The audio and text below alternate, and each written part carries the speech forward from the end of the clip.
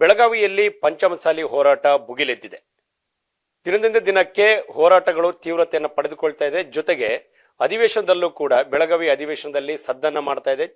ಹೊರಗಡೆಯೂ ಕೂಡ ಕಳೆದ 2 ದಿನಗಳಿಂದ ಹೋರಾಟಗಳು ತೀವ್ರಗೊಳ್ತಾ ಇದೆ. ಈ ಕುರಿತಂತೆ ಮಾತನಾಡೋದಕ್ಕೆ ನಮ್ಮ ಜೊತೆ ಮಾಜಿ ಮುಖ್ಯಮಂತ್ರಿಗಳಾದಂತಹ ಜಗದೀಶ್ ಶೆಟ್ಟರ್ ಇದ್ದಾರೆ.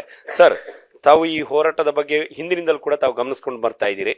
ಸೊ ಈ ಸಮಯದಲ್ಲಿ ಪದೇ ಪದೇ ಹೋರಾಟಗಳು ಕೂಡ ನಡೀತಾ ಇದೆ. ಬಟ್ ಮೀಸಲಾತಿ ಅನ್ನುವಂಥ ಹೋರಾಟದಲ್ಲಿ ಹೇಗೆ ನ್ಯಾಯವನ್ನು ದೊರಕಿಸಿಕೊಳ್ಳೋದಕ್ಕೆ ಸಾಧ್ಯವಿದೆ ಅನ್ನುವಂಥದ್ದು? ಒಂದು, ಕನ್ನಡದಲ್ಲಿ ಲಿಂಗಾಯತ ಪಂಚಮಸಾಲಿ ಸಮಾಜ ಒಂದು ಪ್ರಭಾವಿ ಸಮಾಜ. ಕಳೆದ ಹಲವಾರು ವರ್ಷಗಳಿಂದ ಜಯ ಮೃತ್ಯುಂಜಯ ಸ್ವಾಮೀಜಿಯವರ ನೇತೃತ್ವದಲ್ಲಿ ಮೀಸಲಾತಿ ಸಿಗಬೇಕಂತ ಹೋರಾಟ ನಡೀತಾ ಇದೆ. ಮತ್ತು ಅವರ ಹೋರಾಟದ ಹಿನ್ನೆಲೆ ನೋಡಿದಾಗ ಅವರ ಒಂದು ಹೋರಾಟ ಡಿಮಾಂಡ್ ಬೇಡಿಕೆ ನ್ಯಾಯಯುತ ಅಂತ ನಂಗೆ ಅನಿಸ್ತಾ ಇದೆ. ಆದರೆ ಇದಕ್ಕೆ ಸಿದ್ದರಾಮಯ್ಯ ಸರ್ಕಾರ ಯಾವುದೇ ರೀತಿ ಸ್ಪಂದನೆ ಮಾಡ್ತಾ ಇಲ್ಲ. ಸಿದ್ದರಾಮಯ್ಯ ಸರ್ಕಾರ ಬಂದ ಮೇಲೆ ಸಾಕಷ್ಟು ಸಲ ಜಯಮುತ್ತುನ್ ಸ್ವಾಮೀಜಿಯವರು ಹೋರಾಟಗಾರರು ಹೋಗಿ ಅವ್ರಿಗೆ ಮನವಿ ಪತ್ರ ಕೊಟ್ಟರು, ಡಿಮಾಂಡ್ ಮಾಡಿದರು. ಆದರೆ ಅದಕ್ಕೆ ಸರಿಯಾದಂಥ ಸ್ಪಂದನೆ ಸಿಗಲಿಲ್ಲ. ಹೀಗಾಗಿ ಅವರು ಅನಿವಾರ್ಯವಾಗಿ 10ನೇ ತಾರೀಕು ಬೆಳಗಾವಿ ಅಧಿವೇಶನದಲ್ಲಿ ಒಂದು ವಿಧಾನಸೌಧಕ್ಕೆ ಮುತ್ತಿಗೆ ಅನ್ನುವಂಥ ಕಾರ್ಯಕ್ರಮ ಹಾಕ್ಕೊಂಡ್ರು. ಅವಾಗಾದರೂ ಸಹಿತ ಕೆಲವೊಂದು ಜವಾಬ್ದಾರಿ ಇದ್ದಂಥ ಸಚಿವರು ಅವ್ರು ಕಳಿಸುವಂಥ ಕೆಲಸ ಮಾಡಿದರು. ಆದರೆ ಯಾವ ರೀತಿ ಅವರಿಗೆ ಹ್ಯಾಂಡ್ಲಿಂಗ್ ಮಾಡಬೇಕು, ಒಂದು ಡಿಪ್ಲೊಮೆಟಿಕ್ ಆಗಿ ಯಾವ ರೀತಿ ಇದು ಸರಿ ರೀತಿಯಿಂದ ಹೋಗಲಿಲ್ಲ. ಅವರು ಸುಮ್ಮನೆ ಹೋಗ್ಬೇಕು ಬರಬೇಕು ಅನ್ನುವಂಥದ್ದು. ಹೀಗಾಗಿ ಅದರಿಂದ ಸ್ಟೇಟರ್ಸ್ ಏನದಲ್ಲ ಹೋರಾಟಗಾರ ಅವ್ರಿಗೆ ಸರ್ಕಾರದ ಮೇಲೆ ಒಂದು ನಂಬಿಕೆ ಬರಲಿಲ್ಲ. ಅದಕ್ಕಾಗಿ ಅವ್ರ ಹೋರಾಟ ಮುಂದುವರಿದಾಗ ಇವತ್ತು ಸರ್ಕಾರ ಬಲಪ್ರಯೋಗ ಮಾಡಿ ಲಾಠಿ ಚಾರ್ಜ್ ಮುಖಾಂತರ ಹೋರಾಟವನ್ನು ಹತ್ತಿಕ್ಕುವಂಥ ಪ್ರಯತ್ನ ನಡೀತು. ಆ ಲಾಠಿ ಚಾರ್ಜಲ್ಲಿ ಇವತ್ತು ಎಷ್ಟೋ ಜನ ದೈಹಿಕವಾಗಿ ಗಾಯಗೊಂಡಿದ್ದಾರೆ ಈ ಹೋರಾಟಗಾರರು. ಇದನ್ನು ಈ ಒಂದು ಲಾಠಿ ಚಾರ್ಜನ್ನು ನಾನು ಖಂಡಿಸ್ತಾ ಇದ್ದೇನೆ. ಮತ್ತು ಇದೇ ರೀತಿ ನೀವು ಮುಂದುವರೆದು ಇದೇ ರೀತಿ ಅಜಿಟೇಟರ್ಸನ್ನು ಹೋರಾಟವನ್ನು ಹತ್ತಿಕ್ಕುವಂಥ ಕೆಲಸ ಮಾಡಿದರೆ ಭಾಳ ಸರ್ಕಾರ ತೊಂದರೆಗೆ ಈಡಾಗ್ತದೆ. ಅದಕ್ಕಾಗಿ ನಾನು ಒಂದು ಎಚ್ಚರಿಕೆ ಕೊಡ್ತೇನೆ, ತಕ್ಷಣವೇ ಇದಕ್ಕೆ ಸ್ಪಂದನೆ ಮಾಡದಿದ್ರೆ ಒಳ್ಳೆಯ ರೀತಿಯಂಥ ಕಾನ್ಸಿಕ್ವೆನ್ಸ್ ಆಗೋದಿಲ್ಲ. ಬರುವಂಥ ದಿವಸಗಳಲ್ಲಿ ಹೋರಾಟ ಇನ್ನೂ ಹೆಚ್ಚು ದೊಡ್ಡ ಪ್ರಮಾಣದಲ್ಲಿ ಗಂಭೀರವಾಗಿ ಬೆಳೀತದೆ.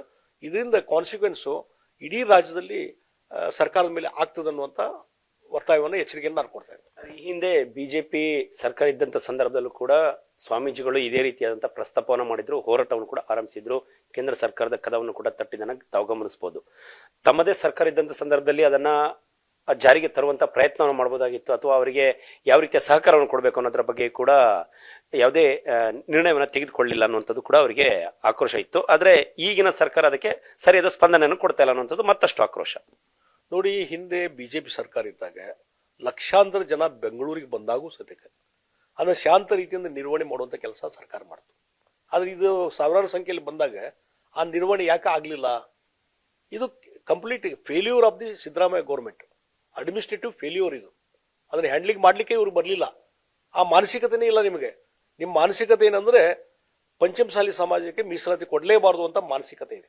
ಅದಕ್ಕಾಗಿ ಹೋರಾಟವನ್ನು ಹತ್ತಿಕ್ಕುವಂಥ ಕೆಲಸ ನಿಮ್ಮ ಕಡೆಯಿಂದ ಆಗ್ತಾ ಇದೆ. ಹಿಂದೆ ಬಿಜೆಪಿ ಸರ್ಕಾರ ಇದ್ದಾಗ ಪ್ರಯತ್ನ ನಾವು ಮಾಡಿ ಒಂದಿಷ್ಟು ಮೀಸಲಾತಿ ಕೊಡುವಂಥ ಕೆಲಸವನ್ನು ಪ್ರಾರಂಭ ಮಾಡಿದ್ವಿ. ಮುಂದೆ ಹೈಕೋರ್ಟಿಗೆ ಹೋಗಿ ಸುಪ್ರೀಂ ಕೋರ್ಟ್ಗೆ ಚಾಲೆಂಜ್ ಮಾಡಿದ್ವಿ. That is different. ಆದರೆ ಒಂದು ಪ್ರಯತ್ನ ಮಾಡಿದ್ವಲ್ಲ, ಹೋಗಲಿ. ಇಲ್ಲಿವರೆಗೆ ಹೋರಾಟಗಾರರು ಹೇಳ್ತಾ ಇದಾರೆ, ಈ ಕೇಂದ್ರ ಸರ್ಕಾರಕ್ಕಾದರೂ ಈ ಪ್ರಪೋಸಲ್ನ ಕಳಿಸಿಕೊಡ್ರಿ ಅಂತ ಹೇಳ್ತಾರೆ. ನೀವು ಅದನ್ನು ಆ ಪ್ರಯತ್ನ ನೀವು ಮಾಡ್ಲಿಕ್ಕೆ ತಯಾರಿಲ್ಲ. ಅದು ನಿಮಗೆ ಈ ಮೀಸಲಾತಿ ಕೊಡುವಂಥ ಮನಸ್ಸೇ ಇಲ್ಲ. ಹೋಗಲಿ, ಬ್ಯಾಕ್ವರ್ಡ್ ಕ್ಲಾಸ್ ಹಗಲೇ ಹೇಳ್ತಾರೆ ಸಿದ್ದರಾಮಯ್ಯವರು, ಬ್ಯಾಕ್ವರ್ಡ್ ಕ್ಲಾಸ್ ಕಮಿಷನ್ ರಿಪೋರ್ಟ್ ಬರಲಿ, ಬಂದ ಮೇಲೆ ನಾವು ಯಾವ ಬರ್ತೈತೆ ಅದು ನಿಮ್ಗೆ ಯಾವುದೋ ಒಂದು ಕಮಿಷನ್ದಿಂದ ನಿಮಗೆ ರಿಪೋರ್ಟ್ ಬೇಗ ಬೇಕಾದ್ರೆ ಇಂಟೀರಿಯಂ ರಿಪೋರ್ಟ್ ತೊಗೊಂತೀರಿ. ಇಲ್ಲಿ ಯಾಕೆ ಒಂದು ರಿಪೋರ್ಟ್ ತೊಗೊಳಕ್ಕಾಗಿಲ್ಲ? ಜಯಪ್ರಕಾಶ್ ಹೆಗಡೆ ಅವರು ಇಡೀ ರಾಜ್ಯದಲ್ಲಿ ಸುತ್ತ ಹಾಕಿದ್ರು ಅವಾಗ, ಚೇರ್ಮನ್ ಅವಾಗ ಬ್ಯಾಕ್ವರ್ಡ್ ಕ್ಲಾಸ್ ಕಮಿಷನ್. ಹಾಗಾದ್ರೆ ಅವ್ರ ರಿಪೋರ್ಟ್ ಯಾಕೆ ತಯಾರು ಮಾಡಲಿಲ್ಲ ಇನ್ನೋರಿಗೆ? ಅವರಿದ್ದಾಗ ನೀವು ಯಾಕೆ ರಿಪೋರ್ಟ್ ತೊಗೊಳ್ಳಿಲ್ಲ? ಇದೆಲ್ಲ ಪ್ರಶ್ನಾರ್ಥಕ ಚಿಹ್ನೆ. ಈ ಪ್ರಶ್ನಾರ್ಥಕ ಚಿಹ್ನೆ ಏನಾಗ್ತದೆ ಅಂದರೆ ಸರ್ಕಾರಕ್ಕೆ ಈ ಮೀಸಲಾತಿ ಕೊಡುವಂಥ ಮಾನಸಿಕತೆ ಇಲ್ಲ. ಅದಕ್ಕಾಗಿ ಆಲ್ಟರ್ನೇಟಿವ್ ಆಗಿ ಹೋರಾಟವನ್ನು ಹತ್ತಿಕ್ಕುವಂಥ ಕೆಲಸ ನೀವು ಮಾಡ್ತೀರಿ. ಸರ್, ಈಗ ಒಂದು ವೇಳೆ ಮೀಸಲಾತಿಯನ್ನು ಕೊಡಬೇಕು ಅನ್ನೋದಾದ್ರೆ ಈಗ 50% ಮೀರಬಾರ್ದು ಅನ್ನೋದು ಕೂಡ ಕ್ರಮಗಳು, ನಿಯಮಗಳಿದೆ.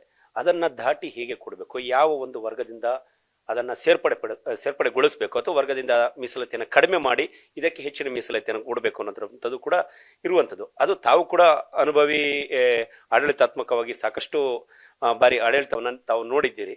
ಇದನ್ನ ಹೇಗೆ ಸರಿದೂಗಿಸಬಹುದು ಸರ್ಕಾರ? ಅದಕ್ಕೆ ಸರ್ಕಾರಕ್ಕೆ ಕೊಡುವ ಸಲಹೆ ಏನು ಅಂತ ನೋಡಿ. ಒಂದು ನಾನು ಹೇಳ್ತೀನಿ, ಈ ಮೀಸಲಾತಿ ಅದಕ್ಕೆ ಏನೋ ಒಂದು ಲಿಮಿಟ್ ಇದೆ, 50%. ಇದನ್ನು ಮೀರಿ ಹೇಗೆ ಕೊಡಬೇಕು ಅನ್ನುವಂಥ ಪ್ರಶ್ನೆ ಬಂದಾಗ ಎಷ್ಟೋ ರಾಜ್ಯಗಳಲ್ಲಿ 60% ಅಬೋವ್ ಮೀಸಲಾತಿ ಕೊಟ್ಟದ. ಇವತ್ತು ತಮಿಳುನಾಡಲ್ಲಿ 69% ಇದೆ ರೀ. ಕೇಂದ್ರದಲ್ಲಿ ಹೋಗಿ ಅವರು ಸಂವಿಧಾನದಲ್ಲಿ ಬದಲಾವಣೆ ತರುವಂತ ಕೆಲಸ ಮಾಡಿದ್ದಾರೆ. ನೀವು ಯಾಕೆ ಪ್ರಯತ್ನ ಮಾಡಬಹುದು? ಕೇಂದ್ರ ಸರ್ಕಾರಕ್ಕೆ ಪ್ರಪೋಸಲ್ ಕಳಿಸ್ರಿ, ಮೀಸಲಾತಿ ಹೆಚ್ಚಳ ಮಾಡಿ ಅಂತೇಳಿ. ಅದನ್ನು ಮಾಡುವಂತ ಮನಸ್ಸಿಲ್ಲ ನಿಮಗೆ. 50% ಆಗೋದಿಲ್ರಿ. ಹೋಗ್ಲಿ, ಆ ಮುಸ್ಲಿಂ ಕಮ್ಯುನಿಟಿಗೆ 4% ಕೊಟ್ಟಿರಲ್ಲ, ಯಾವ ಆಧಾರ ಮೇಲೆ ಕೊಟ್ರಿ ನೀವು? ಇತ್ತೀಚೆಗೆ ಒಂದು ಸುಪ್ರೀಂ ಕೋರ್ಟ್ ರೂಲಿಂಗ್ ಬಂತು. ಏನಂತ ಹೇಳ್ತಾರೆ ಸುಪ್ರೀಂ ಕೋರ್ಟ್ನವರು?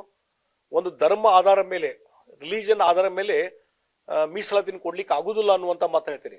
ಆ ಸಮಾಜದ ಬ್ಯಾಕ್ವರ್ಡ್ನೆಸ್ಸು, ಸೋಷಿಯಲ್ ಬ್ಯಾಕ್ಗ್ರೌಂಡು, ಇದರ ಆಧಾರ ಮೇಲೆ ನಾವು ಮೀಸಲಾತಿ ಕೊಡಬೇಕು ಹೊರತು ಯಾವುದೇ ಒಂದು. ಹಾಗಾದ್ರೆ ಮುಸ್ಲಿಂ ಸಮಾಜ ನೀವೇನಾರ ಯಾರ ಎಲ್ಲಿ ರಿಪೋರ್ಟ್ ಅದ ನಿಮಗೆ? ಸ್ಟ್ಯಾಟಿಸ್ಟಿಕ್ಸ್ ಅದ?